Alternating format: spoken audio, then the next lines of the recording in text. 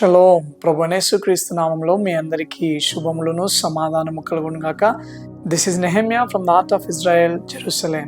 నిన్నటి రోజు అనగా జనవరి 19వ ఆదివారం రోజున ఇజ్రాయెల్ దేశమంతా ఉద్వేగ వాతావరణంతో నిండిపోయింది. ఎందుకు అనంటే టెలవీవ్ నగరంలో ఈ యొక్క హాస్టేజ్ స్క్వేర్ అనే ప్రాంతంలో వేలాది మంది యూదులందరూ గ్యాదర్ అయిపోయి ఈ యొక్క హాస్టేజెస్కి వెల్కమ్ చెప్పడం జరిగింది.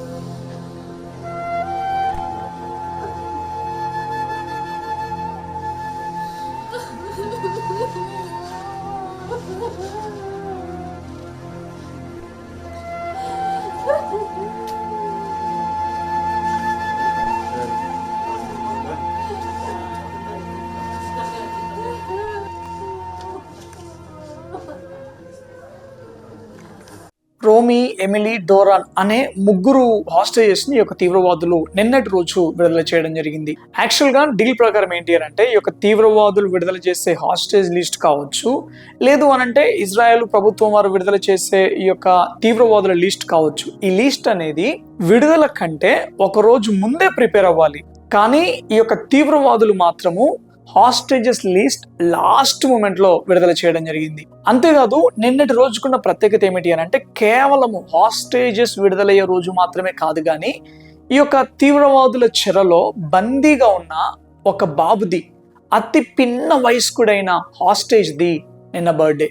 నిన్నటి రోజుతో ఆ చిన్న బాబుకు 2 years కంప్లీట్ అయిపోయాయి. మీరే అర్థం చేసుకోండి ఎంత చిన్నగా ఉన్నప్పుడు ఆ బాబుని కిడ్నాప్ చేసి ఉండొచ్చు. యాక్చువల్గా ఆ చిన్న బాబు అతడు కిడ్నాప్ చేయబడినప్పుడు అతనికి 1 year కూడా కంప్లీట్ అవ్వలేదు, మంత్స్ బేబీ. నిజంగా అంత చిన్న బాబుని కూడా కొంచెమైన దయా కనికరం లేకుండా కసాయితనంతో ఆ చిన్న బాబు, పాలు తాగే బాబుని కూడా కిడ్నాప్ చేయడం జరిగింది.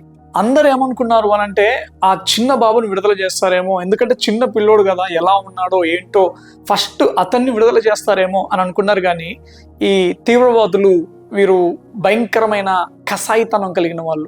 ఇంతకీ నిజంగా ఆ బాబు బ్రతికున్నాడో లేదో కూడా ఇన్ఫర్మేషన్ లేదు.